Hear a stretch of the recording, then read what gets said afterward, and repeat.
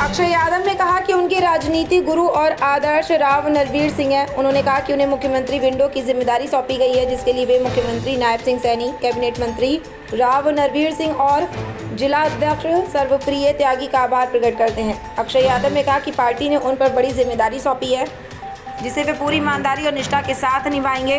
उन्होंने भरोसा दिलाया कि सीएम विंडो से किसी भी व्यक्ति को शिकायत नहीं होगी। हमारी प्राथमिकता होगी कि सरहौल गांव से लेकर पूरे गुरुग्राम जिले तक लोगों की समस्याओं का समाधान किया जाए।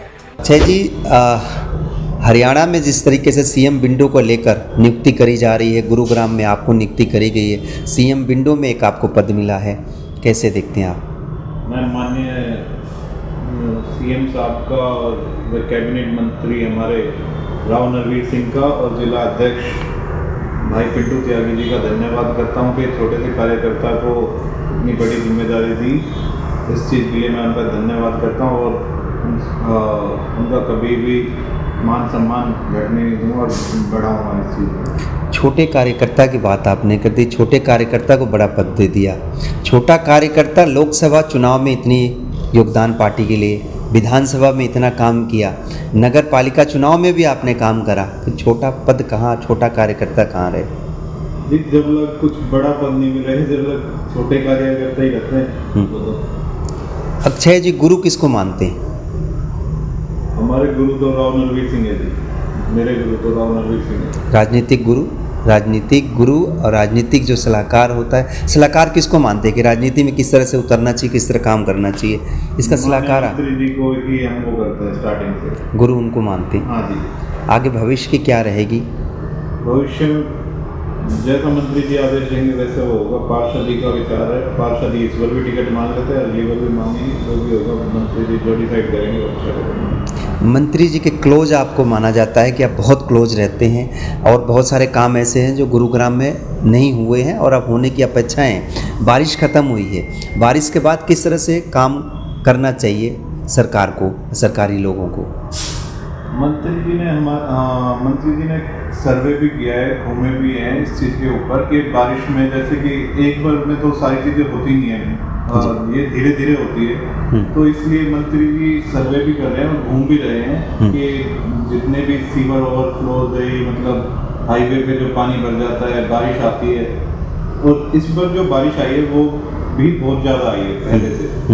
इस बार 100 mm के करीब 120-130 mm बारिश आई थी, तो इस वजह से ये ओवरफ्लो वो है जाहिर है, मतलब जल्दी अभी इसका समाधान भी होगा, समाधान करना चालू भी कर दिया है। मंत्री जी पहले से भी घूमने लग रहे थे, जैसे कि हर जगह जाते थे, जैसे जहाँ पे पॉइंट्स बना रखे थे मंत्री जी ने कि जहाँ पे पानी भरता है, जल भराव होता है, उस जल भराव वाले पॉइंटों पे जाते थे।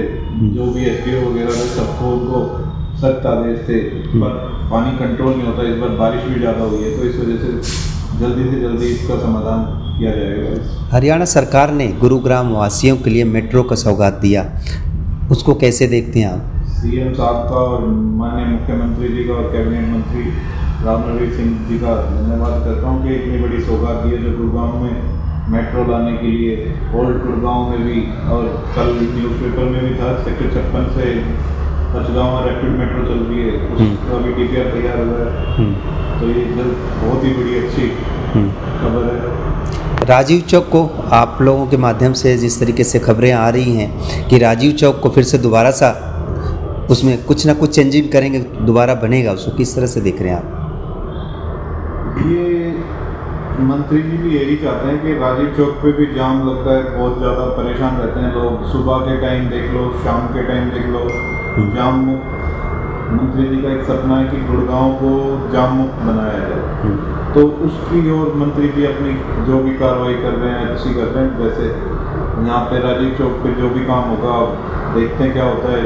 यहाँ से वो मेट्रो भी जानी है, तो उसके हिसाब से डीपीआर जो तैयार होगा, मेट्रो का भी होगा, वैसे अंडर पासेस भी होंगे जो सोना से घूम के इधर दिल्ली साइड जाएंगे।